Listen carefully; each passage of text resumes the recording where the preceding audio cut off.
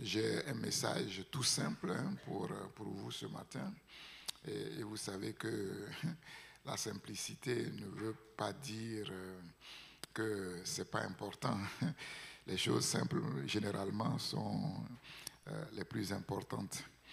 Nous allons lire deux psaumes, le psaume 20 et le psaume 21. Le psaume 20 et le psaume 21 qui sont comme des sœurs jumelles, comme des jumeaux. Ils sont étroitement associés, étroitement liés. Et le thème que je vais développer, c'est la prière de la foi au jour de la détresse. Jour de joie, jour de victoire, jour d'action de grâce, reconnaissance à Dieu pour l'exaucement. Oui, tel est le thème que je vais développer à partir de ces deux psaumes que nous allons lire, qui ne sont pas très longs. Au chef des chantres, psaume de David, que l'Éternel t'exauce au jour de la détresse. Que le nom du Dieu de Jacob te protège. Que du sanctuaire, il t'envoie du secours ce matin. J'ajoute ce matin. La parole est d'actualité, et nous voulons l'actualiser. Que de Sion, il te soutienne. Qu'il se souvienne de toutes tes offrandes et qu'il agrée tes holocaustes. Qu'il te donne ce que ton cœur désire. Et qu'il accomplisse tous tes desseins. Nous nous réjouirons de ton salut. Nous lèverons l'étendard au nom de notre Dieu. L'Éternel exaucera tous tes vœux. Je sais déjà que l'Éternel sauve son oint. Il exaucera des cieux de sa sainte demeure par le secours puissant de sa droite. Ceux-ci s'appuient sur leurs chars, ceux-là sur leurs chevaux. Nous invoquons le nom de l'Éternel, notre Dieu. Eux, ils plient et ils tombent. Nous tenons ferme et nous restons debout. Éternel, sauve le roi, sauve ton peuple, qui nous exauce quand nous l'invoquons. Psaume 21. Psaume 21, c'est la réponse au psaume 20, au chef des chantres, psaume de David. Éternel, le roi se réjouit de ta protection puissante. Vous avez vu la prière, que l'Éternel t'exauce au jour de la détresse, que le nom de l'Éternel te protège.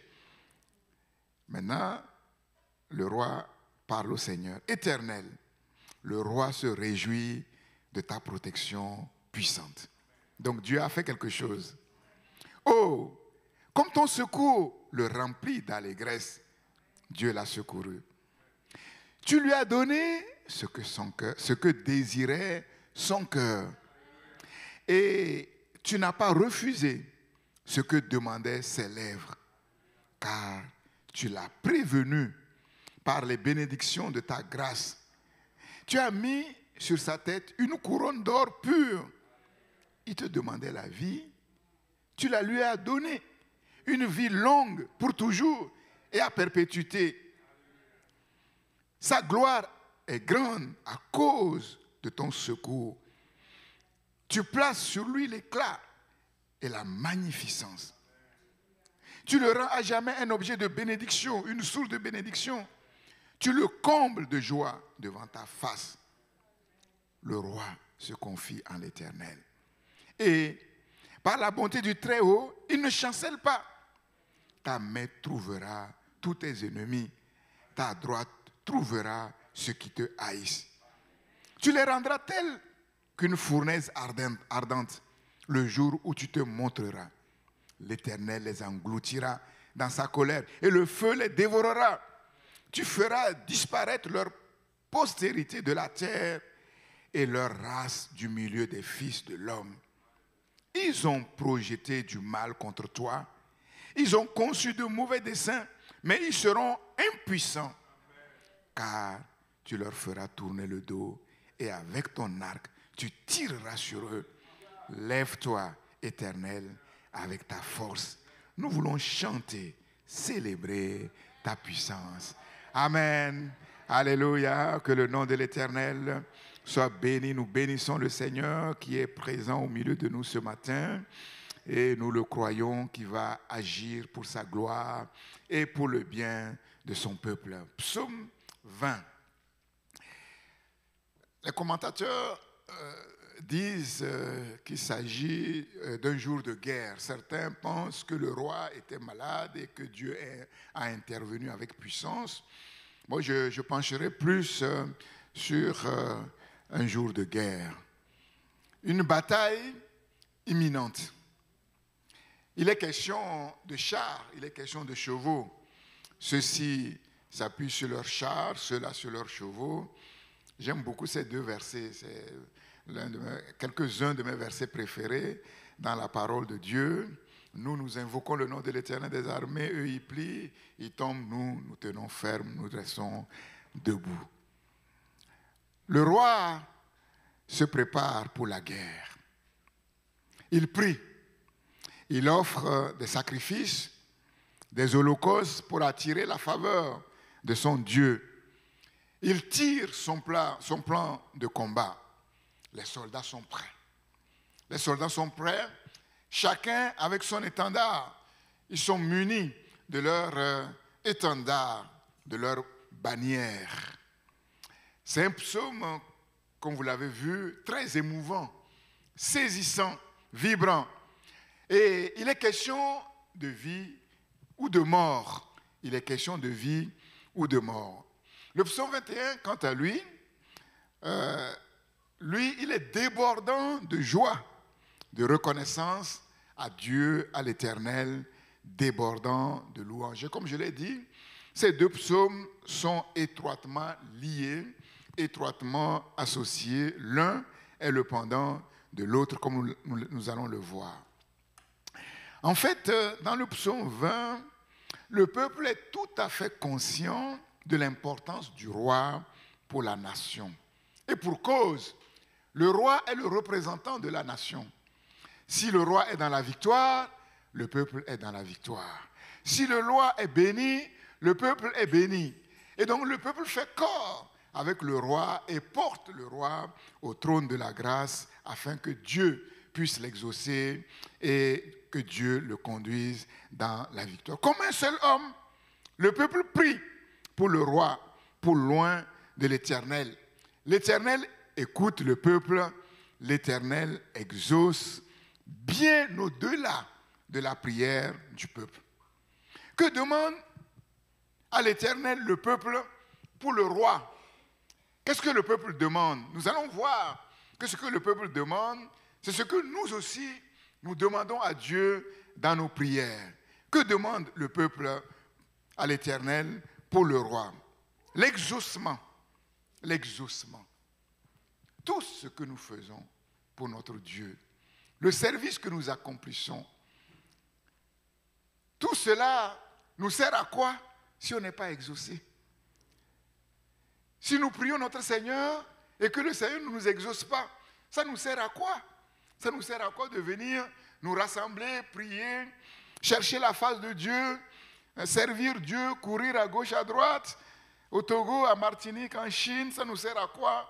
Si l'Éternel ne nous écoute pas, et si l'Éternel nous écoute et l'Éternel ne nous exauce pas.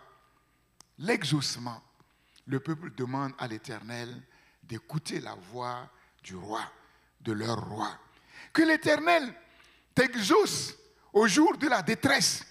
Je ne sais pas quelle est ta situation ce matin, je ne sais pas par quel chemin tu passes ce matin, je ne sais pas par quelle épreuve tu passes ce matin, que l'Éternel t'exauce au jour de la détresse. Nous savons par les Écritures que Dieu entend, que Dieu écoute. La prière de la foi, et Dieu agit. Quand un malheureux crie, l'Éternel ne reste pas sourd. L'Éternel entend et il le délivre de toutes ses détresses. À combien plus forte raison le peuple de Dieu, à combien plus forte raison loin de l'Éternel, et nous sommes loin de l'Éternel, comme Jean pouvait le dire dans ses épîtres. À combien plus forte raison ceux qui cherchent l'Éternel, que l'Éternel t'exauce au jour de la détresse. Oui, Dieu a permis cette situation pour faire éclater sa gloire. Nous croyons que Dieu nous exauce. Nous croyons que Dieu nous a exaucés. Dieu nous exauce et Dieu nous exaucera. Pourquoi? Parce qu'il nous a fait la grâce de connaître son nom. Que demande le peuple pour le roi? La protection. La protection. Que le nom du Dieu de Jacob te protège. Que le nom du Dieu de Jacob te protège. Là, il n'est pas question du Dieu d'Israël. Il est question du Dieu de Jacob. Qui est-il? Le Dieu de Jacob. Et pourquoi Jacob? Pourquoi pas Israël? Quel est son nom? Le Dieu de Jacob. Nous le savons. Le nom du Dieu de Jacob nous a été révélé au travers de Moïse. Exode chapitre 34, versets 5 à 7. Le nom du Dieu de Jacob, qui est-il? YHWH, Dieu miséricordieux et compatissant, lent à la colère, riche en bonté et en fidélité. Il est plein d'amour, il est plein de tendresse, il est plein d'attention. Contrairement à l'image que les êtres humains veulent coller à ce Dieu, nous avons la révélation du nom de Dieu et nous savons que l'image qui est véhiculée sur la terre de ce Dieu est une image déformée. Alléluia. Voilà pourquoi nous sommes certains que ce Dieu va nous exaucer parce qu'il est plein de miséricorde, parce qu'il est plein de compassion, parce qu'il est lent à la colère, il est riche en bonté, il est riche en fidélité. C'est un Dieu d'amour, c'est un Dieu de tendresse, c'est un Dieu plein d'attention. C'est le Dieu de Jacob, l'être profond et caché de Dieu qui nous rassure et nous assure l'exaucement, la protection, la victoire. Oui, nous reconnaissons que ce Dieu ne nous exauce pas seulement à cause de nous, mais il nous exauce à cause de son nom. Non pas à nous, Éternel, non pas à nous, mais à ton nom donne gloire. À ton nom donne gloire à cause de ta bonté, à cause de ta fidélité. Dieu ne peut pas se renier. Il ne peut pas renier sa nature, il ne peut pas renier ce qu'il est, il ne peut pas renier ce qu'il a révélé à son peuple. Il est fidèle à lui-même, il est fidèle à sa parole et il est fidèle à son peuple. Pourquoi les nations diraient-elles, où est notre Dieu? Notre Dieu, bien sûr, il se cache pour le moment. Ce Dieu se cache, il est au ciel, mais il fait ce qu'il veut, sur la terre comme au ciel. Quelle est sa volonté pour son peuple sur la terre? C'est que son peuple soit élevé. C'est que son peuple soit béni. C'est que son peuple soit une source de bénédiction pour les familles de la terre. Dieu n'a pas d'autre volonté. Dieu n'a pas d'autre but pour son peuple. Alléluia. Voilà pourquoi, connaissant le nom de notre Dieu, nous avons cette certitude que notre Dieu écoute la prière et le Dieu de Jacob nous exauce. Alléluia. Jacob et non Israël. Et nous savons que Jacob traduit les luttes, les combats, les angoisses de Jacob, sa vie d'errance, sa vie tumultueuse. Le voleur, l'usurpateur, le menteur, tel est le nom de Jacob. Mais le Dieu de Jacob l'a délivré de toutes ses détresses. Il a fait de Jacob Israël. Le voleur, l'usurpateur est devenu le prince de Dieu. À cause de son nom, à cause de ce que le Dieu de Jacob est en vérité. En retour, Jacob va faire de son Dieu, qu'il a délivré de toutes ses détresses, son unique Dieu. Jacob va comprendre que ce que ce Dieu est pour lui, ce que ce Dieu a fait pour lui, ce que ce Dieu fait pour lui et ce que ce Dieu fera pour lui, personne ne peut l'être pour lui. Personne ne peut le faire pour lui. Personne ne pourra le faire pour lui. Et Jacob a dit, je vais faire de ce Dieu mon unique Dieu. Alléluia. Jacob dit à sa maison et à tous ceux qui étaient avec lui, ôtez les dieux étrangers qui sont au milieu de vous, purifiez-vous et changez de vêtements.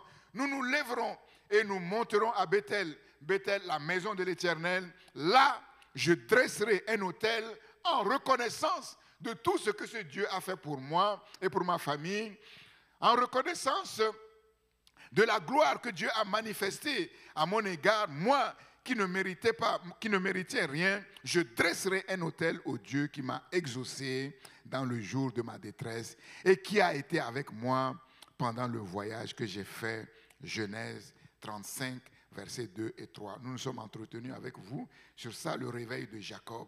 Alléluia. Que demande le peuple? Que demande le peuple à l'Éternel? Pour le roi. Le secours et le soutien de l'Éternel. Nous l'avons vu, l'exaucement, la protection. Maintenant, le secours et le soutien de l'Éternel. Que du sanctuaire, il t'envoie le secours. Que de sa demeure sainte, de son trône de grâce et de miséricorde, ce trône qui est infiniment élevé au-dessus de tous les trônes, oui, que de ce trône, l'Éternel, oui, t'envoie le secours dont tu as besoin ce matin. Alléluia. Le secours dont tu as besoin. Que de Sion, la ville sainte, la ville du roi. Non seulement Dieu est au ciel, sur son trône infiniment élevé, c'est là que se trouve sa demeure, mais aussi Dieu a choisi sur la terre un lieu où il demeure également. De telle manière que si nous ne pouvons pas aller jusqu'au ciel, nous savons que sur la terre nous pouvons le trouver. De Sion, l'Éternel est attentif à son peuple. De Sion, l'Éternel veut te soutenir, veut t'affermir, il veut te fortifier. Le Seigneur n'est pas loin, comme on peut le penser. Il est plus près qu'on le croit. Alléluia. Il est plus près qu'on le croit. Que l'Éternel t'envoie le secours ce matin dont tu as besoin. Mon frère, ma soeur, ne promène pas des regards inquiets. Oui, ce n'est qu'une impression. L'impression que Dieu est loin. L'impression que Dieu n'est pas, que tu n'es pas connecté à ton Dieu. Non. Confie-toi à sa parole.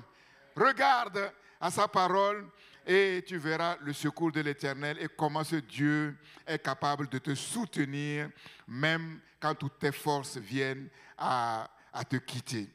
Que demande le peuple à l'Éternel pour le roi? Le peuple dit, Éternel, souviens-toi de toutes les offrandes du roi. Souviens-toi, comme si Dieu pouvait oublier. Dieu ne peut pas oublier. Dieu ne peut pas oublier. Et que signifie cette expression? Qu'il se souvienne des offrandes du roi et qu'il agrée ses holocaustes. En fait, Dieu ne peut pas oublier. Mais quand on dit Dieu se souvient de quelqu'un ou de quelque chose, c'est que Dieu fait le zoom sur la personne. Dieu met la personne maintenant au premier rang. La personne devient centrale pour Dieu. C'est-à-dire, Dieu a décidé maintenant de se lever. Dieu a décidé maintenant d'agir. Dieu a décidé, c'est le temps de l'accomplissement. C'est le temps de l'exaucement. Alléluia. Le temps de Dieu. Ta saison. Le kairos de Dieu. Dieu s'est souvenu de la promesse qu'elle a faite à Sarah. Et qu'est-ce qu'il a fait? Il a fait éclater sa gloire. Que Dieu se souvienne de toi ce matin. Que Dieu se souvienne de tes offrandes. Que Dieu se souvienne de tes sacrifices. Tout ce que tu fais dans le secret, personne ne voit. Parce que tu connais la parole. Et la parole de Dieu dit que ce que ta main droite fait, que ta main gauche ne sache pas. Alléluia. Mais Dieu qui est au ciel voit tout. Dans les moindres détails. Et aujourd'hui, il se souvient de toi. Et aujourd'hui, il se souvient de toutes ces offrandes, de toutes ces dîmes, de tous ces offrandes, ces sacrifices pour son œuvre, pour son projet. Alléluia. C'est le temps de l'accomplissement. C'est ta saison. Crois-le. Crois que Dieu a agréé tes offrandes. Crois que Dieu a agréé tes holocaustes. Ce n'est pas en vain que nous servons Dieu. Alléluia. Dieu ne peut pas être ingrat. Ce n'est pas possible que Dieu se lève pour toi ce matin. Que tes affaires prospèrent. Que tes projets prospèrent. Que les choses changent. Qu'il y ait un basculement positif par sa main puissante ce matin. Alléluia. Que demande le peuple à l'Éternel pour son roi? Le bonheur. L'accomplissement de sa destinée. Qu'il te donne ce que ton cœur désire. Dieu va plus loin. Nous nous sommes entretenus là-dessus que le simple fait de répondre à nos besoins. Si Dieu ne faisait que de répondre à nos besoins, où est le Dieu de l'abondance? Où est le Dieu de la surabondance? Où est le Dieu qui ne calcule pas? Où est le Dieu qui ne raisonne pas? Dieu veut aller plus loin que simplement répondre à tes besoins. Que simplement de se souvenir de toi. Que simplement de se souvenir de tes offrandes, de tes holocaustes. Dieu veut aller plus loin. Qu'il te donne ce que ton cœur désire ce matin. De quoi ton cœur désire ce matin? Tu peux parler dans le secret maintenant de ton cœur à ton Dieu. C'est la parole de Dieu. Ce n'est pas ma parole. Nous ne sommes que le relais de la parole de Dieu. C'est Dieu qui parle. Est-ce que vous croyez que cette parole s'adresse à vous? Est-ce que vous avez aux yeux de Dieu la même valeur que le roi David? Est-ce que vous avez aux yeux de Dieu la même valeur que le peuple d'Israël? Bien sûr que oui. Et plus que David, et plus que Israël, l'Église est à une position infiniment plus élevée. David a vécu en vue de la venue du roi des rois, du Seigneur des seigneurs. Et David n'était qu'une pâle image de ce grand roi qui est devenu notre Seigneur, Jésus-Christ de Nazareth. Israël n'était qu'une image, une pâle image de l'Église glorieuse du Seigneur Jésus-Christ. Alléluia. De quoi ton cœur désire ce matin? Nous devons être prêts pour le jour de Dieu. Parce que si nous ne sommes pas prêts pour le jour de Dieu et que Dieu te demande ce que tu veux et cela te sera accordé. Et si tu te trompes, ce n'est pas bon. Et nous savons qu'à Christ pour les nations, vous êtes bien préparés pour le jour de Dieu. Alors, dans le secret de ton cœur, réponds maintenant à Dieu. Qu'il te donne ce que ton cœur désire ce matin. De quoi ton cœur désire ce matin?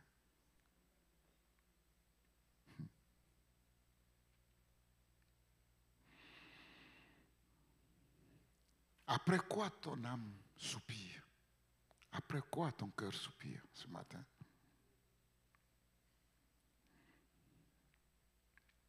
Qu'il te donne ce que ton cœur désire. Dieu peut-il combler un être humain? Oui. Plus que tout être humain. Parce que Dieu nous connaît plus que nous. Dieu sait quelle corde il peut toucher dans ton cœur qui va te faire vibrer.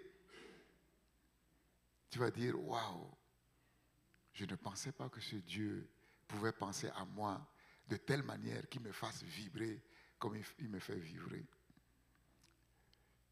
C'est cela ma prière pour toi ce matin. C'est ma prière pour moi ce matin, pour le peuple de Dieu ce matin. Qu'il te donne que ce Dieu qui s'est révélé à Moïse comme étant un Dieu plein d'amour, plein de compassion, plein de miséricorde et d'attention, fasse quelque chose pour toi ce matin. Qu'il te donne ce que ton cœur désire et qu'il accomplisse tous tes desseins. Les bons projets qu'il a formés dans son cœur. Nous faisons un bond en arrière maintenant. Et nous atterrissons dans le sein de notre maman. Alors que nous n'étions qu'une masse informe. Personne ne nous connaissait. Même notre maman qui nous portait ne nous connaissait pas. Ce Dieu-là nous connaissait. C'est lui qui était à l'œuvre pour nous façonner.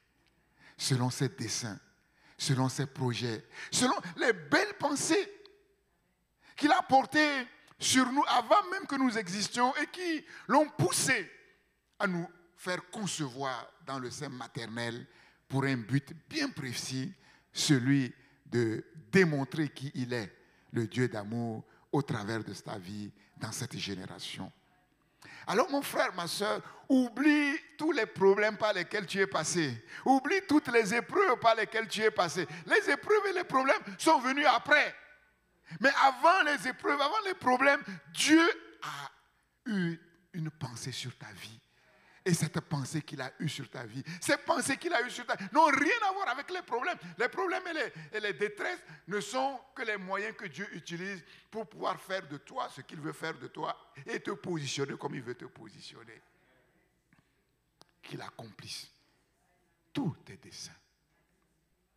Seigneur, n'oublie aucun des desseins que tu as formulés sur la vie de mon frère, sur la vie de ma soeur, sur ma propre vie.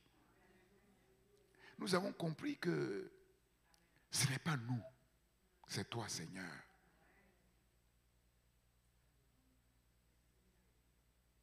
Nous aspirons, mais nous n'avons pas le pouvoir. Nous voulons, mais nous n'avons pas la capacité. Nous reconnaissons que c'est toi qui produis à nous le vouloir et le faire selon ton bon plaisir. Si tu ne fais rien en nous et au travers de nous, nous ne pouvons rien faire, Seigneur. Dieu de gloire, oui. Crée en nous le vouloir et le faire. En sorte que tous ces desseins, tous ces projets, toutes ces belles pensées dont nous parle le psaume 139, ce psaume qui nous assure que nous ne sommes pas n'importe qui, que nous ne sommes pas n'importe quoi, que nous sommes uniques et que nous avons une valeur unique devant toi, Seigneur, et que nous avons été créés pour un but unique devant toi, Seigneur, pour un projet unique devant toi qui va refléter une facette de ta gloire comme le diamant, Dieu de gloire. C'est pour ce reflet que nous te prions maintenant. Seigneur, fais briller ce reflet que nous sommes. Fais-le briller, Seigneur. De telle manière que partout où nous allons, que ceux qui nous voient le voient, sans parole, sans action, sans œuvre. Oui, cette facette brille de mille feux, de ton feu, de ta gloire. Seigneur de gloire, fais-le, nous t'en supplions. C'est le temps de la révélation des véritables fils et filles du royaume. C'est le temps de la confusion. Les ténèbres remplissent la terre. Partout les ténèbres. Partout le mensonge. Nous te prions. Oui, dans ces ténèbres, oui, fais resplendir ta gloire au travers de nos vies, au travers des desseins que tu as formés dans ton cœur pour les manifester en ces temps, Seigneur ou Dieu. Et c'est dans ces temps que nous vivons, Seigneur. Ce ne sont pas les morts qui te louent. Ce ne sont pas les morts, Seigneur, qui t'élèvent, Seigneur ou Dieu, qui témoignent de ta gloire. C'est nous les vivants. Et pendant que nous sommes vivants, fais resplendir ta gloire, Seigneur, sur notre face et que nous brillons de ta gloire conformément à tes desseins. Oui, le bonheur et l'accomplissement de notre destinée. Et nous voyons ici que c'est vraiment la prière de la foi C'est la prière de la foi. Le peuple a prié vraiment avec foi, avec ferveur. Et nous savons que la prière de la foi, c'est l'assurance de l'exaucement. C'est la certitude de la victoire. C'est la certitude du succès.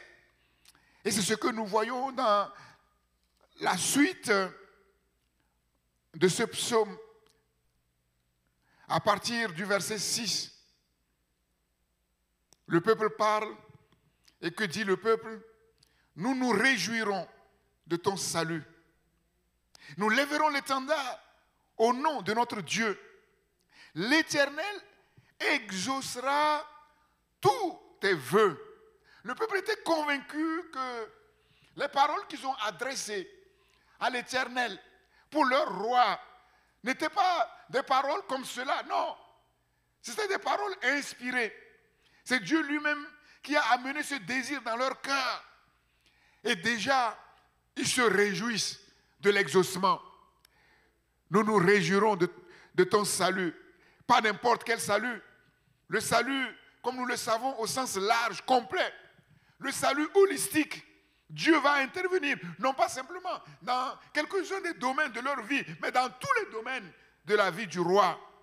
Nous lèverons l'étendard, c'est-à-dire la bannière, le drapeau au nom de notre Dieu. Lever l'étendard, c'est en hébreu un seul mot qui évoque d'une part l'ordre. Dans Nombre chapitre 2, verset 2, Dieu a donné cette instruction, cet ordre à son peuple en disant que chacun devait camper près de sa bannière. Près de sa bannière, chaque tribu. Nombre 2, 2. Mais lever l'étendard évoque aussi la forte impression que laisse le peuple de Dieu. Quand le peuple de Dieu se mobilise, quand le peuple de Dieu se rassemble comme un seul homme, oui, pour la gloire de Dieu, il y a comme une forte impression que le peuple de Dieu dégage. En vérité, nous savons que le royaume de Dieu, c'est le royaume le plus puissant. Le peuple de Dieu, c'est le peuple le plus puissant. Jésus dit, moi je bâtis mon église et les portes du séjour des morts ne prévaudront point contre elle. L'ennemi ne peut rien contre le peuple de Dieu. L'ennemi ne peut rien contre l'église du Seigneur quand l'église du Seigneur se mobilise et se lève comme un seul homme. Tu es belle, mon ami, comme Tirsa, la ville royale, agréable comme Jérusalem, mais terrible comme des troupes sous leur bannière. L'église du Seigneur n'est pas seulement belle, mais l'église du Seigneur, elle est redoutable. Alléluia. Comme des troupes terribles, comme des troupes sous leur bannière, qui est celle qui apparaît comme l'aurore, belle comme la lune, pure comme le soleil. C'est le peuple de Dieu, c'est l'église du Seigneur Jésus-Christ qui est revêtue d'éclat, qui est revêtue de fin lin. Alléluia. Mais terrible comme des troupes sous leur bannière. Cantique des Cantiques, chapitre 6, versets 4 à 10. Alléluia. Nous lèverons l'étendard, la bannière, au nom de notre Dieu. Et nous savons que la bannière que notre Dieu déploie sur nous, c'est quoi? Sa bannière, c'est l'amour. Alléluia. Je sais déjà que l'Éternel sauve son oint. Je sais déjà que l'Éternel, le peuple se réjouit. Avant même l'exaucement, le peuple lève l'étendard. Avant même l'exaucement, pourquoi? Le peuple sait déjà que l'Éternel a exaucé. Alléluia. C'est cela la prière de la foi. La foi est connaissance. Ce n'est pas la foi que nous savons, que nous reconnaissons que l'univers a été formé au moyen de la parole de Dieu. La foi ouvre nos yeux sur ce qui est invisible. C'est ça la nature de la foi. Je sais déjà. Alléluia. La foi sait déjà. Le déjà et le pas encore. Le déjà et le pas encore. Comment la foi sait-elle? Comment la foi sait-elle? C'est la parole de Dieu qui nous éclaire. Jésus dit aux disciples, devant le figuier qui a été asséché, qui est devenu stérile, Jésus dit aux disciples, vous êtes étonnés, mais vous pouvez voir des choses encore plus grandes, mais à condition que vous ayez la foi de Dieu. Ayez la foi de Dieu. Croyez comme Dieu croit. Croyez à la manière de Dieu. Alléluia. Je vous le dis en vérité, si quelqu'un dit à cette montagne, ôte-toi de là et jette-toi dans la mer. Et s'il ne doute pas dans son cœur et croit que ce qu'il dit va arriver, qu'est-ce qui se passe? Alléluia. Donc, comme vous le savez, je l'ai déjà prêché, je l'ai déjà enseigné. En fait, en vérité, c'est nous-mêmes qui nous exaucons au travers de la prière de la foi. Celui qui croit et qui prie sait déjà que Dieu a exaucé. Parce que c'est la parole de la foi qui nous le dit. Si tu ne doutes pas dans ton cœur, dans ce que tu demandes à Dieu, et tu crois que ce que tu demandes va s'accomplir, tu le verras s'accomplir. C'est la parole de Dieu. C'est la parole de Dieu. Voilà pourquoi, en vérité, je vous le dis, tout ce que vous demanderez en priant, croyez que vous l'avez reçu. Et vous le verrez s'accomplir. Et vous le verrez s'accomplir. Et vous le verrez s'accomplir. C'est ça la prière de la foi. Le peuple a formulé cette prière de la foi. Et le peuple a commencé à se réjouir avant même que Dieu ait commencé à agir. Le peuple a commencé à se réjouir. Le peuple dit, nous savons que l'Éternel nous a exaucés. Et nous sommes déjà dans la joie. Et nous nous réjouissons du salut que Dieu a libéré loin de l'Éternel, sur notre roi. La prière fervente du juste a une grande efficacité. Jacques chapitre 5, verset 16. Jacques chapitre 5, verset 16. Oui, la prière de la foi montre que, en vérité, nous sommes, comme la Bible le dit, plus que vainqueurs par celui qui nous a aimés. Plus que vainqueurs. C'est-à-dire, vainqueurs avant le combat. Vainqueurs avant le combat. Pourquoi? Parce que le combat de tous les combats a déjà été livré. Le combat de tous les combats a déjà été livré. Donc avant même que nous rentrons dans notre combat, nous sommes déjà vainqueurs. Vainqueurs avant le combat. Vainqueurs avant la victoire dans le combat. Non seulement le combat de tous les combats a été livré, mais le combat de tous les combats qui a été livré, vas-y.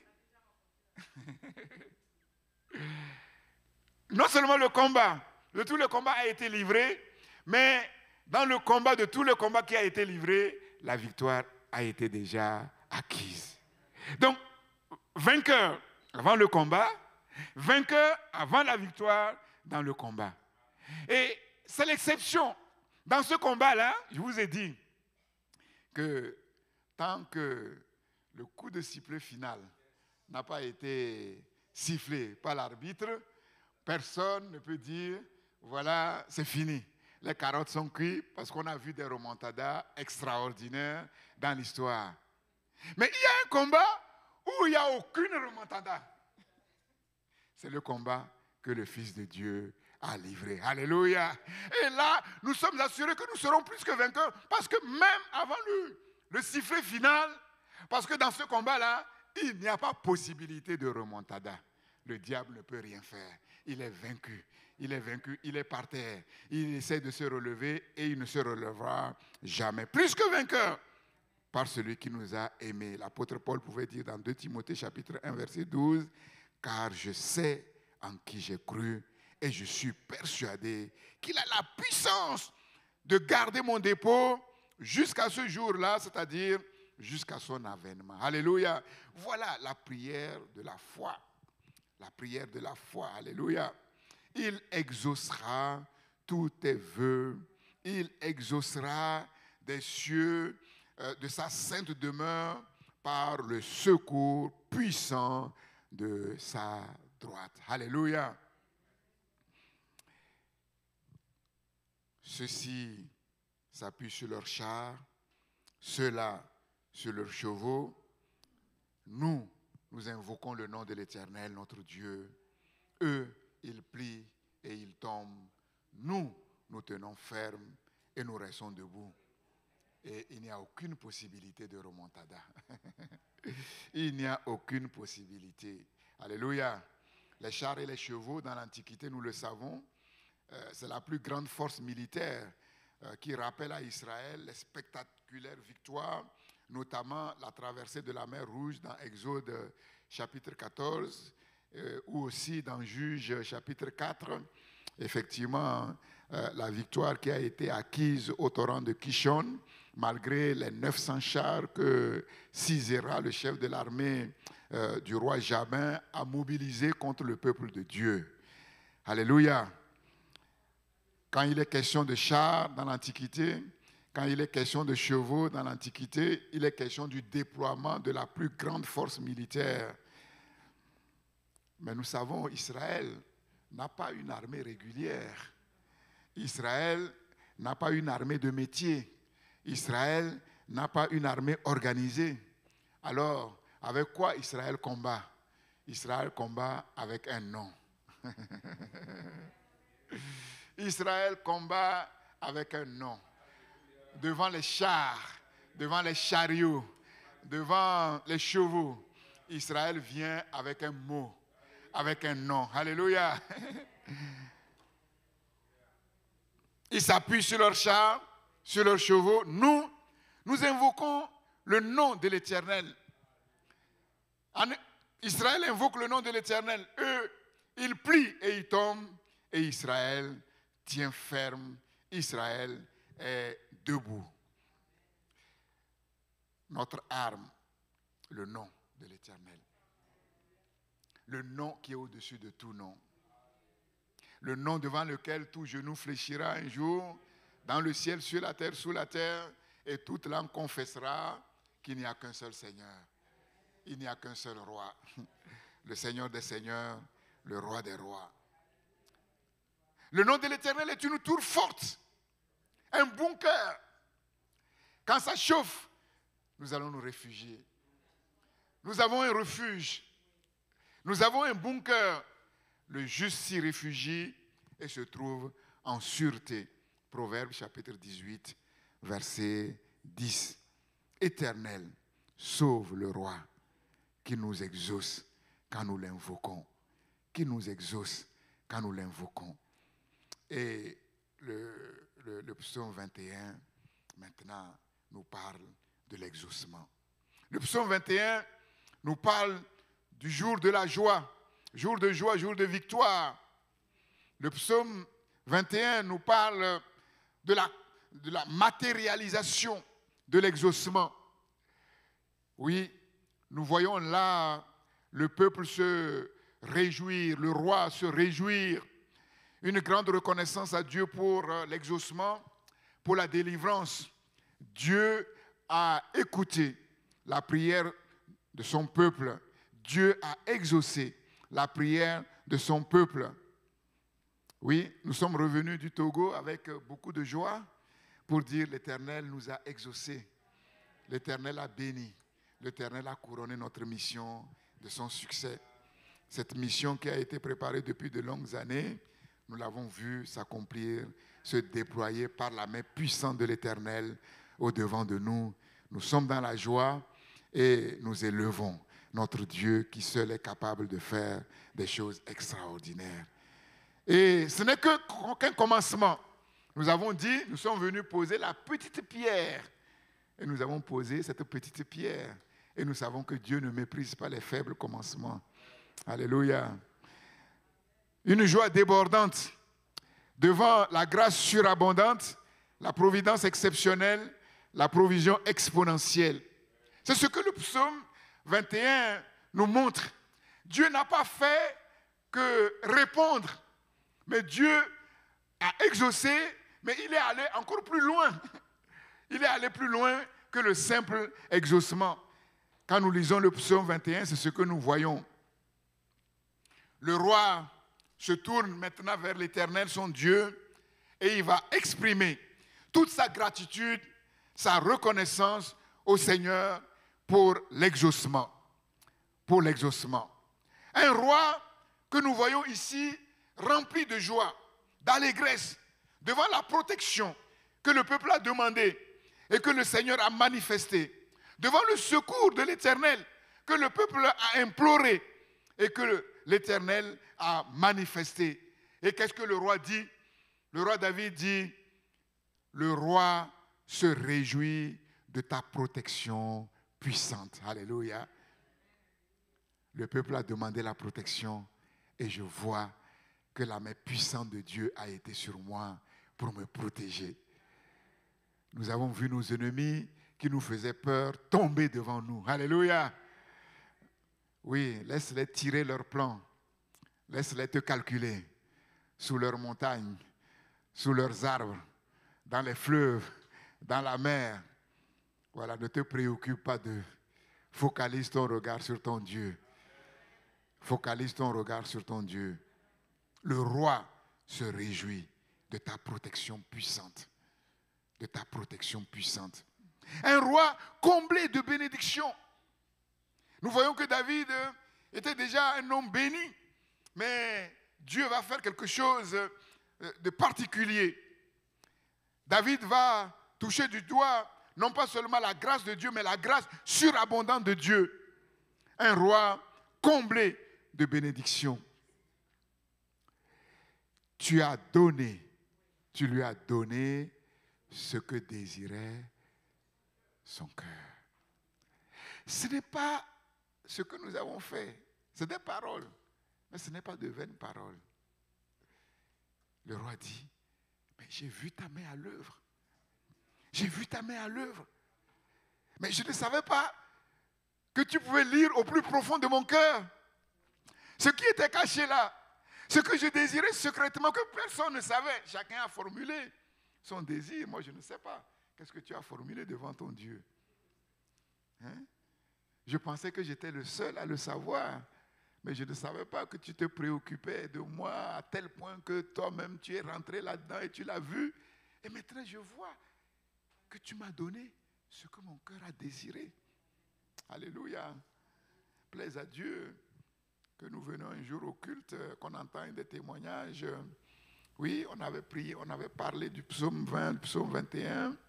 J'ai fait cette prière secrète dans mon cœur et Dieu m'a exaucé.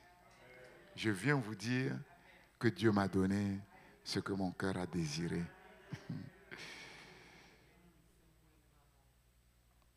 Un roi comblé.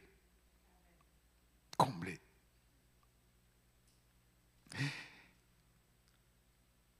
Le comble, comme je l'ai dit, ce n'est pas que Dieu lui a donné ce que son cœur désirait seulement. David continue en disant, tu l'as prévenu par les bénédictions de ta grâce. Est-ce que vous savez ce que ça veut dire? Tu l'as prévenu. Ça veut dire quoi? Tu l'as prévenu. La prévenance. La prévenance. David dit, tu es allé au devant. Tu as même anticipé. Tu as devancé les choses. C'est ça, la grâce surabondante. C'est-à-dire que Dieu n'a pas fait simplement que de lui donner ce que son cœur désire. Mais il y a des choses que son cœur désirait que lui-même ne connaissait pas. C'est après qu'il a découvert. Et il s'est rendu compte que Dieu l'avait devancé et que Dieu avait répondu avant même qu'il ne commence à désirer. Waouh! Là, il n'y a pas de mots. Il n'y a pas de mots. La Bible dit user de prévenance réciproque. Il n'y a pas plus grande tendresse. Il n'y a pas plus grand amour. il n'y a pas plus grande, comment dirais-je, affection que la prévenance. Que la prévenance. Avant que le besoin ne naisse, quelqu'un avait déjà vu et il a déjà préparé ce qu'il faut. De telle manière que quand le désir vient, on dit, ah, j'aurais voulu ceci. Avant même de prononcer, ce dont tu aurais voulu qu'on te fasse est déjà préparé devant toi. Il n'y a que Dieu. Il n'y a que Dieu qui peut faire cela. Donc, vous voyez, nous avons tant à apprendre sur notre Dieu. Dieu ne fait pas que répondre à nos besoins. Dieu ne fait pas que de vouloir nous donner ce que notre cœur désire. Dieu veut nous devancer, même dans ce que notre cœur désire. Alléluia. Tu lui as donné ce que désirait son cœur et tu l'as prévenu par les bénédictions de ta grâce. C'est ça la grâce surabondante qui va même au-delà des désirs. Alors, mon frère, ma soeur, sois tranquille. Bon, nous savons que nous vivons dans un monde difficile, où tout semble difficile. Tu vois, pour avoir un peu d'argent, c'est compliqué. Pour trouver le mari qu'on veut vraiment, c'est compliqué. Pour trouver l'épouse qu'on veut vraiment, c'est compliqué. Tout semble compliqué. Mais je vous le dis, ça c'est l'apparence des choses. C'est l'apparence des choses. C'est par la foi que nous reconnaissons que l'univers qu'on voit n'a pas été fait des choses visibles, mais des choses invisibles. Donc il faut que nous rentrions dans cette foi-là pour aller au-delà des choses que nous voyons, qui semblent montrer que des impossibilités. Mais derrière les choses que nous voyons, qui ne nous montrent que des impossibilités, il y a des choses que nous ne voyons pas et qui gouvernent et qui contrôlent ces impossibilités.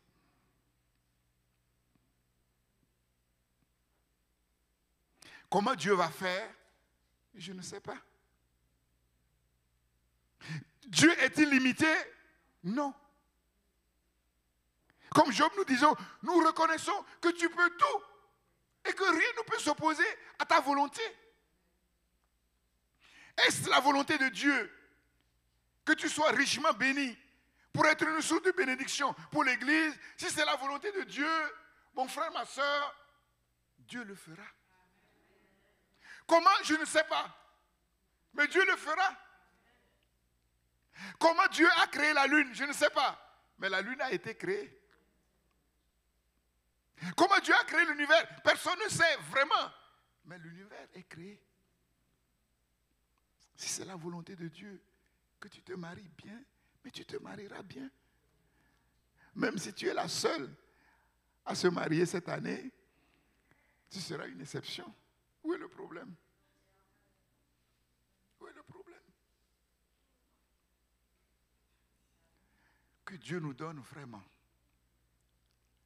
de bien connaître notre Dieu et ce qu'il est capable de faire. C'est une question d'âge. Dieu peut te donner une nouvelle jeunesse. J'ai prêché là-dessus. Dieu peut te donner... Vous ne croyez pas, hein? Mais c'est écrit. Bon, je vous ai dit, vous choisissez de croire ce que vous voulez. Vous voulez croire à ce que vous voyez. C'est comme ça, quand on prend de l'âge, on vieillit, on croupit. Mais Dieu dit non, moi je peux te donner une nouvelle jeunesse, te faire rajeunir comme un aigle. Ça, c'est pas du mensonge, c'est pas des fables, c'est écrit dans Ésaïe. Moi je choisis de croire à cette parole qui est écrite dans Ésaïe. Et cette parole qui est écrite dans Ésaïe, on a des exemples.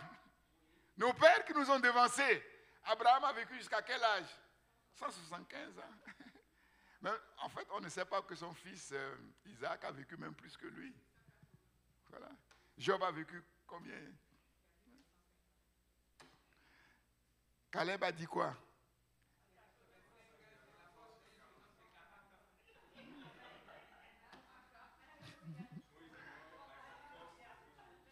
Ses yeux n'étaient pas affaiblis. Bon, c'est aujourd'hui on voit les jeunes plus fatigués que leurs propres parents. C'est cette génération. Vous les jeunes, il ne faut pas accepter. Hein? La Bible dit que vous êtes forts. Oui, ils sont fatigués parce qu'ils sont perturbés par les smartphones. À force d'être sur les écrans, ils n'arrivent pas à bien dormir comme il faut dormir, donc ils sont perturbés. C'est ça. Dieu nos limites. Dieu nos limites. Dieu n'a pas de limites. Ne limitons pas Dieu. Je vous ai dit que notre problème d'adulte, c'est nos faux raisonnements. On raisonne mal. On tire nos raisonnements sur la base de nos expériences. Or, dans nos expériences, il n'y a que le négatif. Le négatif l'emporte sur le positif. Donc, on est négatif sans même se rendre compte. Il faut sortir de ces raisonnements.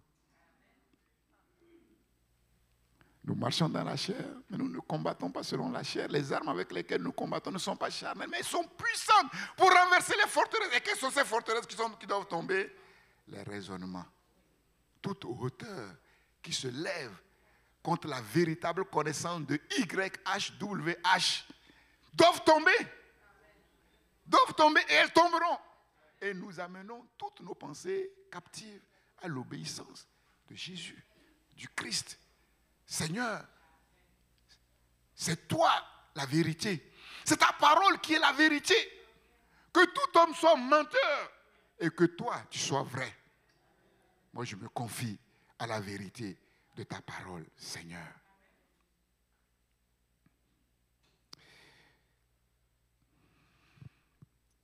Un roi élevé, couronné.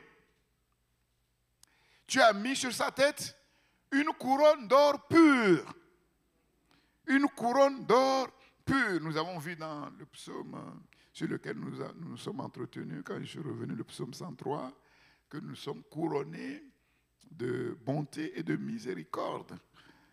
Nous sommes couronnés. Tu as mis sur sa tête une couronne d'or pur.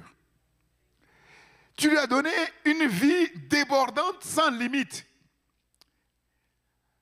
Il te demandait la vie, tu la lui as donnée. Mais pas seulement la vie. Il lui a donné la vie, mais avec quelque chose en plus. Il ne lui a pas donné seulement la vie, une vie longue, pour toujours, à perpétuité. Jésus dit, je suis venu afin que ma brebis ait la vie en abondance, qu'elle soit dans l'abondance. Qu'elle soit dans l'abondance. La signature de Dieu. Une vie longue pour toujours et à perpétuité. Un roi glorifié, magnifié. Sa gloire est grande. La gloire du roi est grande à cause de ton secours. Tu places sur lui l'éclat et la magnificence. L'éclat et la magnificence. Nous voyons ici la restauration de la royauté. Selon le psaume 8, verset 6, nous savons que Dieu a fait l'homme de peu inférieur à Dieu lui-même, couronné de gloire et de magnificence. Couronné de gloire et de magnificence. Le roi est devenu à jamais une source, un objet de bénédiction.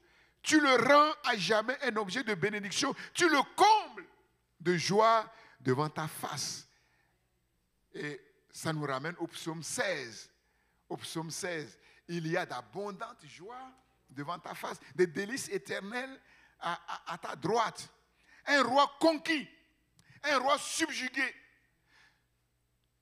Le roi a reconnu que ce que l'Éternel est pour lui, ce que l'Éternel a fait pour lui, ce que l'Éternel fera pour lui, personne ne peut l'être, personne ne peut le faire, personne ne le fera. Et qu'est-ce que le roi fait? Le roi se confie à l'Éternel. Et par la bonté du Très-Haut, il ne chancelle pas.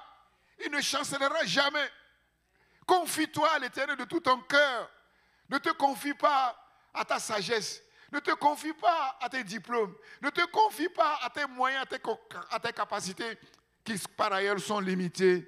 Mais confie-toi à l'Éternel et il agira.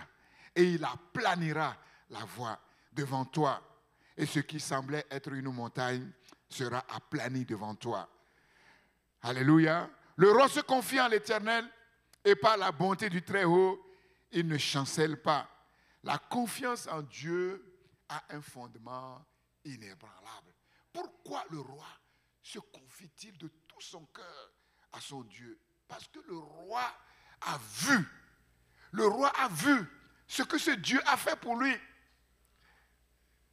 Il n'est pas possible de se confier à quelqu'un comme ça à l'aveuglette, non. On ne peut pas se confier à quelqu'un qu'on ne connaît pas.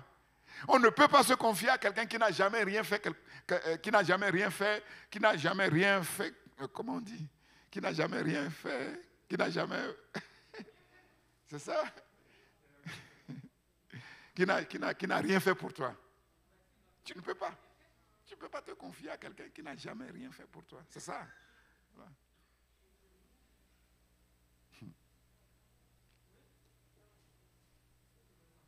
Parce que tu ne le connais pas.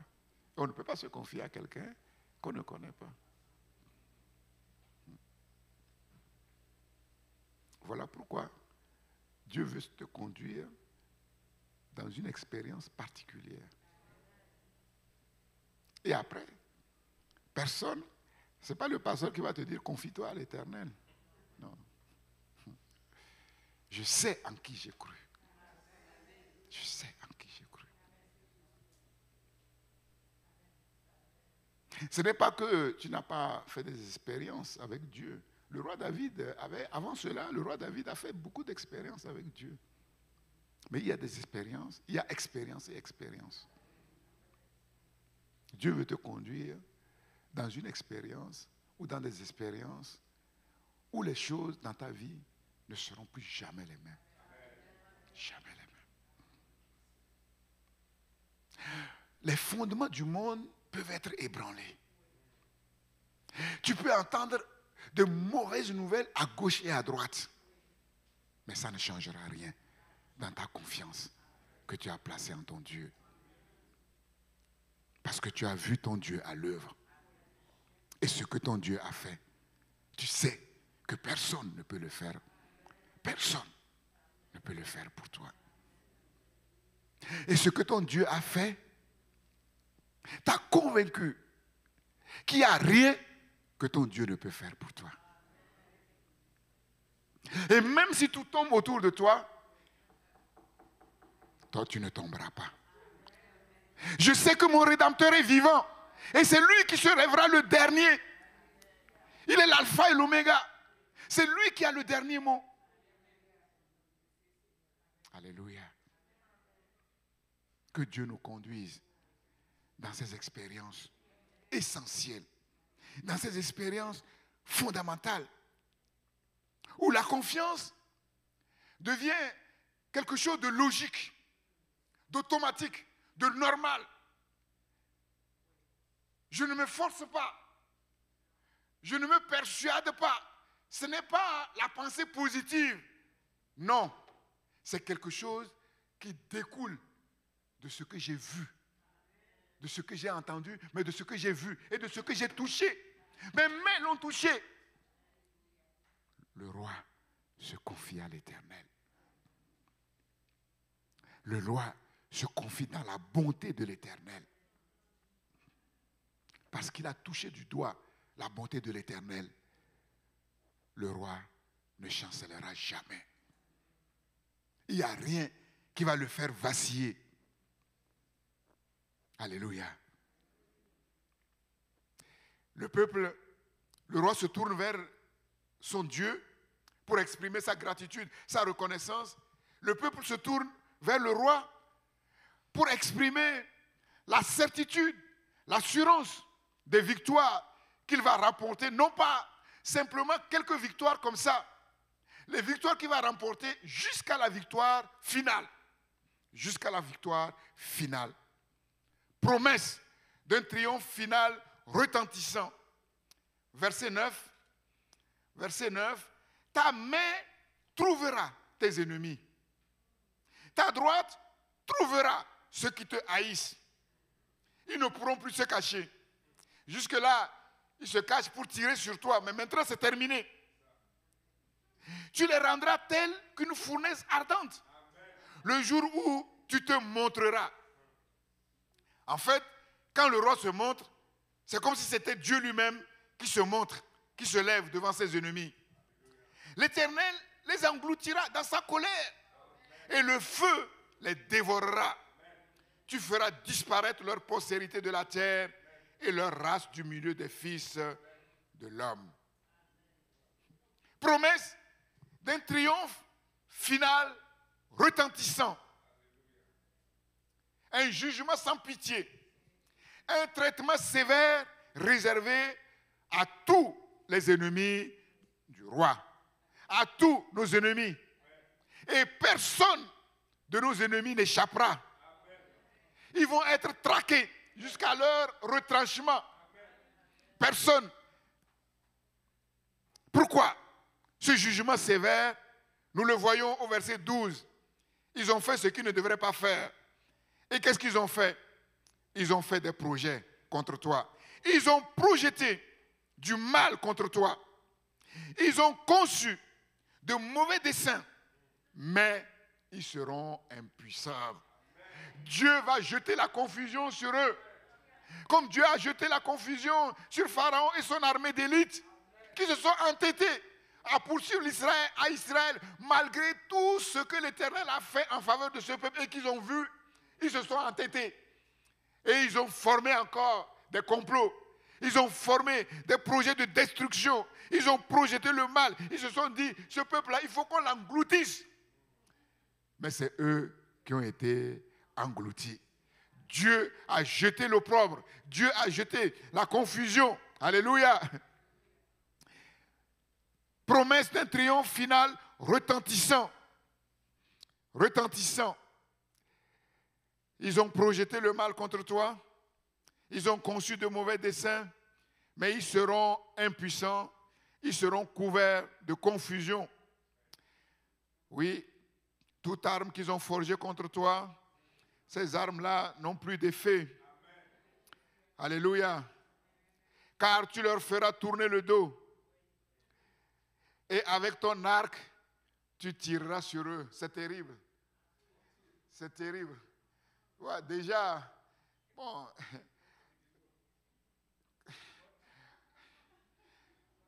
C'est pour montrer que personne n'échappera. Personne ne peut échapper. Même les soldats les plus aguerris, même les officiers les plus aguerris. Dieu commence d'abord à leur faire tourner le dos. Et vous savez qu'il n'y a aucun soldat de métier qui, le dos tourné, peut tirer et te toucher. Ce n'est pas possible. Donc, en leur faisant tourner le dos, on les met dans un état de vulnérabilité totale. Même l'aveugle même va tirer sur eux et va les atteindre. C'est ça. Personne n'échappera.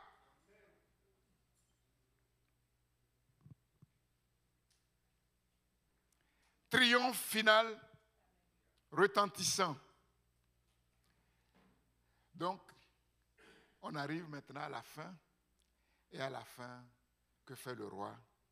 Le verset 14. Verset 14. Le roi s'éclipse. Comme je l'ai dit, nous sommes acteurs, mais surtout spectateurs de tout ce que Dieu fait au travers de nous et en nous. Le roi va maintenant s'éclipser. Il va disparaître pour laisser toute la place au vrai roi, le roi des rois, le Seigneur des seigneurs. Il va se fondre dans l'admiration, la louange sans limite. Autant il a vu la main puissante de Dieu agir sans limite, le roi maintenant va laisser libre cours à la reconnaissance, à la louange sans limite. Le roi dit, lève-toi, Éternel, avec ta force. Maintenant, nous voulons chanter, célébrer ta puissance, tes hauts faits, devant tout ça, qu'est-ce que nous pouvons faire? Fondre en admiration. Et j'ai dit, il arrivera un jour où on viendra à l'église, non pas pour écouter les enseignements, non pas pour prier, mais pour fondre en louange, en témoignage, action de grâce, action de reconnaissance. Lève-toi, Éternel. Lève-toi, Seigneur. Ta force. Nous voulons chanter, célébrer ta puissance, tes hauts faits. Non pas seulement au 43-45 rue de Vitry à Montreuil, mais dans toutes les nations. Partout où nous allons avec nos harpes spirituelles, pour chanter ta gloire, dire au monde combien notre Dieu est bon, combien notre Dieu est miséricordieux, combien quand ce Dieu se lève, c'est merveilleux, c'est extraordinaire.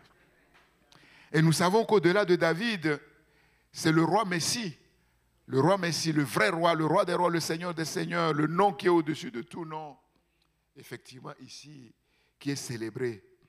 Le Christ ressuscité a reçu du Père une vie longue, permanente, éternelle. Il est revêtu de la royauté suprême. C'est lui qui a hérité du nom qui est au-dessus de tous les noms. Il est devenu, pour toute l'humanité, pour toutes les nations, une source de bénédiction sans limite. Et cela pour toujours. Aucun de ses ennemis n'échappera. Ils seront tous détruits. Le jour où il apparaîtra simplement par le souffle de sa bouche et par l'éclat de son avènement, ses ennemis seront consumés. Au dernier jour, quand le roi Messie, Jésus-Christ, le roi des rois, le Seigneur des seigneurs apparaîtra, c'est Dieu lui-même qui apparaîtra. Il ne viendra pas dans l'humilité comme un agneau, mais il viendra comme le roi de gloire. Tout œil le verra. Tout œil le verra. En Jésus-Christ, nous avons mis notre foi, notre confiance. Il est notre représentant devant le Père et nous sommes identifiés entièrement à lui. Nous sommes à lui par la foi et il est en nous par la foi. Ce qu'il est, nous le sommes et nous le deviendrons. Ce qu'il a fait, c'est pour nous qu'il a fait. Ce qu'il a conquis, c'est pour nous qu'il a conquis. Et ce qu'il fera, alléluia, nos yeux le verront et nous nous réjouirons éternellement devant sa face. Nous chanterons, nous danserons et nous dirons, Seigneur, tu es la source de nos sources. Toutes nos sources sont en toi, alléluia. Sois béni éternellement, sois élevé, sois couronné. Nous voulons célébrer, chanter ta puissance, ton tout pouvoir, oui, que le Père t'a donné. Et c'est dans ce tout pouvoir que tu nous conduis dans les nations, afin que les nations voient la magnificence de ton nom, la gloire de ton nom, la souveraineté de ton nom. Éternel notre Dieu, oui, écoute nos prières ce matin et exauce-nous conformément à ta parole, conformément à ta volonté, Seigneur. Seigneur, merci pour ta parole. Merci pour ces choses merveilleuses, Seigneur. Oui, ces choses sont à peine difficiles à croire pour un être naturel, Seigneur, oh Dieu, mais tu nous as sortis du naturel pour nous faire entrer dans le spirituel. Et c'est dans le spirituel que nous écoutons et que nous contemplons ces choses. Tu es merveilleux, Seigneur. Exauce-nous, Seigneur. Écoute nos prières, Seigneur. C'est au nom de Jésus-Christ que nous élevons nos voix. Lui qui a tout accompli. Lui qui a tout accompli, Seigneur. Oh Dieu, lui qui est béni éternellement. Lui en qui se trouve toutes choses, Seigneur. Le roi d'Israël béni, c'est tout Israël qui était béni, Seigneur. Mais le roi que nous contemplons est plus que les rois de la terre. Il est le prince des rois, des nations. Laisse-nous contempler ta majesté. ta souveraineté, Seigneur. Oh Dieu, nous voulons sortir maintenant de nos cavernes, Seigneur. Nous voulons sortir du carcan du naturel, Seigneur, oh Dieu. Nous voulons sortir de nos raisonnements, de nos statistiques. Nous voulons sortir des raisons humaines, Seigneur, pour pénétrer au-delà du voile, là où tu es entré comme précurseur pour nous, Seigneur. Non pas pour voir les choses telles qu'elles paraissent être, mais telles qu'elles sont en vérité. Et quand nous contemplons les choses telles qu'elles sont en vérité, oui, Seigneur, nos cœurs sont comblés. Parce que les choses telles qu'elles sont en vérité, Père, oui, nous montrent qui tu es véritablement, le Dieu d'amour, qui n'a pas de limite, Seigneur, qui ne met aucune limite à ce qu'il veut accomplir. Seigneur, tu ne sais pas compter. Et quand tu veux agir, tu ne sais pas te limiter, Seigneur. Seigneur, nous demandons la vie, mais tu nous donnes plus que la vie. Nous demandons la bénédiction, mais tu vas plus loin, Seigneur. Oui, nous demandons de combler nos cœurs, de nous donner ce que notre cœur désire, mais tu vas plus loin que ce que notre cœur désire. Tu rentres dans la prévenance, Seigneur. Tu nous devances, Seigneur, oh Dieu.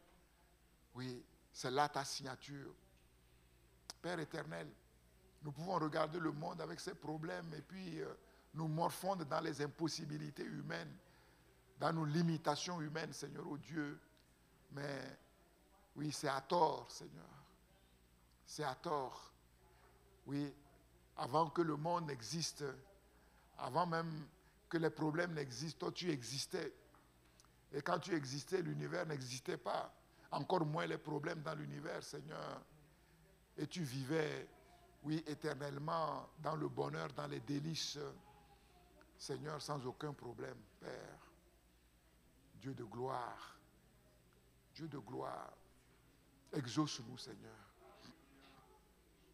Nous ne voulons pas nous focaliser sur tel ou tel problème. Nous ne voulons pas nous focaliser sur la santé. Nous ne voulons pas nous focaliser, Seigneur, sur les problèmes d'argent. Nous ne voulons pas nous focaliser sur le mariage. Nous ne voulons pas nous focaliser sur tel ou tel projet. Mais nous voulons nous focaliser sur le Dieu, oui, qui a décidé, oui, de nous donner quelque chose. Et ce qu'il a décidé de nous donner, c'est le salut. Et ce salut englobe tout, Seigneur, tous les besoins, le salut holistique que nous voulons recevoir, Seigneur, oh Dieu, et qui nous comble dans tous les domaines, Seigneur, parce que c'est à cause de cela que le Fils de Dieu est venu. C'est pour cela qu'il a tant souffert, oui, qu'il a tant souffert et qu'il est mort aussi atrocement. Ce n'est pas pour de petites choses, ce n'est pas pour le partiel, mais c'est pour le global. Et quand nous contemplons son sacrifice, quand nous contemplons ses souffrances, Seigneur, oh Dieu, oh Éternel, oui, nous nous réjouissons. Parce que ce que nous étions incapables de le faire, lui l'a fait. Et il a bien fait, à perfection. De telle manière que nous n'avons rien à faire. Tout est accompli. Tout ce que nous avons à faire, c'est de croire en lui, de mettre notre confiance dans qui il est, qui il dit qu'il est, et ce qu'il a fait, Seigneur, et ce qu'il a acquis pour nous, Seigneur. Oh Dieu, et c'est cette foi qui réjouit ton cœur, Seigneur, avant même qu'aucune œuvre ne soit accomplie. Seigneur, c'est la foi que tu cherches. C'est la foi que tu cherches, Seigneur, oh Dieu. La foi comme un enfant. La foi comme des enfants. Dieu, il faut être comme un enfant pour croire, pour écouter ce que nous avons partagé, pour croire ce que nous avons partagé, Seigneur. Oui, les adultes disent, oui, vous êtes des illuminés. Les choses ne sont pas si simples que ça, si faciles que ça. Père, mais ce n'est pas ce que Dieu dit. Ce n'est pas ce que leur Créateur, celui qui les a créés, dit, Seigneur. Père, nous voulons, Seigneur, contredire ces savants sur la terre qui ont des paroles à la bouche hautaines, Seigneur, qui contredisent Dieu, Seigneur de gloire, pour nous focaliser sur notre Créateur, sur notre Rédempteur, sur notre Régénérateur, le Dieu trois fois saint. Exauce-nous, Seigneur. Selon ta parole, exauce-nous, Seigneur. Exauce-nous, Seigneur. Le monde est dans les souffrances, tant de misère partout, presque dans l'indifférence, Seigneur. Ceux qui ont un peu de moyens ne se préoccupent aucunement. Ils se préoccupent d'accumuler davantage leurs moyens, Seigneur, au détriment du pauvre, de l'orphelin, de la veuve, des laissés pour compte, Seigneur. Tant de besoins, tant de souffrances, Seigneur, sur la terre. Exauce-nous, Seigneur. Exauce-nous. Que nous puissions vraiment apporter une bonne image, une image vraie à ceux qui souffrent et qui pensent qu'il n'y a pas de Dieu. Aussi Dieu existe, il est méchant, il est arbitraire, il est injuste. Donne-nous, par ta bonté, ta miséricorde, de corriger cette image que le diable a déformée, tant dans les cœurs, partout, en particulier là où il y a la souffrance, Seigneur, sans lendemain, sans espoir, sans espérance. Comble-nous de tes richesses, non pas pour nous, mais pour ta gloire. Non pas à nous, mais à ton nom, donne gloire, Seigneur. Oui, que nous puissions relever sur la terre la dignité de l'homme, de la femme.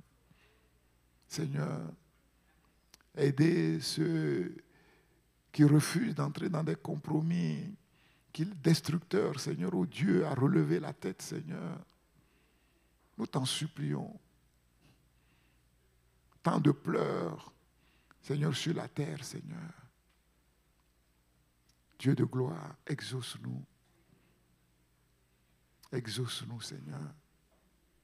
Exauce-nous, Seigneur. Exauce-nous, Seigneur, et libère le salut holistique sur ta maison, sur ton peuple, sur nos vies. Ô Dieu, oui, tu nous as fait la grâce de nous révéler ton nom.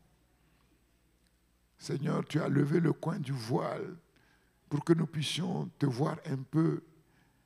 Seigneur, et le peu que nous avons vu est largement suffisant pour relever nos têtes, Seigneur, et restaurer, Seigneur, ta royauté, Seigneur, ô Dieu.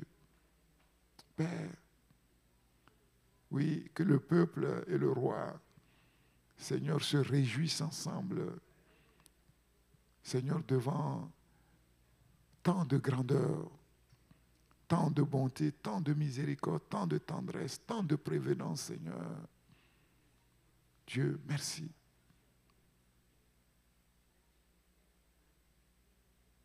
Comme le peuple d'Israël,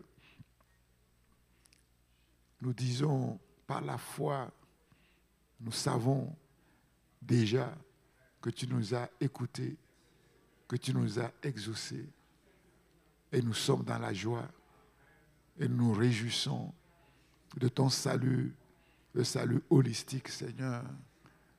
Nous nous réjouissons de tes œuvres, de tes hauts faits, Seigneur. Nous te disons, Seigneur de gloire, Éternel des armées, lève-toi avec ta force. Nous voulons chanter, célébrer ta puissance. Chanter, célébrer tes hauts faits. Chanter, célébrer les œuvres merveilleuses que tu as accomplies, Seigneur. Partout où tu nous conduis, que nous soyons une mélodie vivante, Seigneur, de ta bonté, de ton amour, Seigneur. Père, tu nous remplis de ta joie, tu nous remplis de ta paix. Seigneur, tu nous entoures de ta protection. Seigneur, tu nous affermis, tu nous soutiens, Seigneur. Père, oui, c'est ce que nous demandons pour cette semaine. Dieu de gloire, oui, nous voulons te voir à l'œuvre, Seigneur, tout au long de cette semaine. Tu confonds nos ennemis, Seigneur. Tu renverses leurs plans, leurs projets de mal, Seigneur, ô Dieu. Père, qu'ils soient confondus. Seigneur, dans leur retranchement, Seigneur, tu leur fais tourner le dos, Seigneur, et qu'ils soient terrassés, qu'ils reconnaissent que tu nous as aimés, que celui qui nous a aimés n'est pas un Dieu parmi les dieux, c'est le Dieu des dieux. Seigneur, oui, comme Jacob, Seigneur, et comme le roi, nous nous confions entièrement à toi et nous voulons faire de toi notre Dieu unique, l'unique Dieu, l'incomparable Seigneur, Seigneur de gloire. Que nos cœurs, Seigneur, soient remplis, Seigneur, de ta passion, répondre à ton amour, par ton amour, répondre à ta passion, par ta passion, Seigneur. Oui, produis en nous, crée en nous ce vouloir et ce faire pour ton bon plaisir, que nous prenons plaisir. Non pas, nous ne voulons pas seulement faire ta volonté, mais nous voulons prendre plaisir à faire ta volonté, car c'est le cadre de notre vie, de notre salut et de notre bonheur. Sois loué, Seigneur. Merci, Seigneur. Merci, Seigneur. Merci, notre Dieu. Merci pour ta parole. Merci pour tes œuvres. Merci pour le Fils. Oui, c'est grâce au Fils que toutes ces choses sont possibles, Seigneur, ô Dieu. Merci pour notre Père céleste. Merci pour notre grand frère céleste. Nous nous recommandons à ta grâce, Seigneur. Que ta grâce repose sur nous comme nous espérons en toi tout au long de cette semaine, Seigneur. Donne-nous de te contempler tout au long de cette semaine, de contempler tes œuvres tout au long de cette semaine. Père éternel, que nos cœurs, oui, soient tournés vers toi, que nos yeux soient focalisés, Seigneur, sur toi. Au nom de Jésus-Christ, à ton nom et à ton nom seul, soit la louange et la gloire. Oui, aujourd'hui, demain, éternellement, en tout lieu, dans toutes les nations, Seigneur, de génération en génération, sois élevé, Père, au nom de Jésus. Amen. Amen. Bonne semaine à vous. Que Dieu vous garde, que Dieu vous soutienne et qu'il vous comble.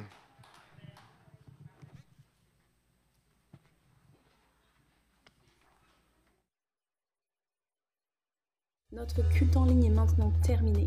Merci à tous de nous avoir suivis. Vous pouvez nous suivre sur christpourlesnations.com.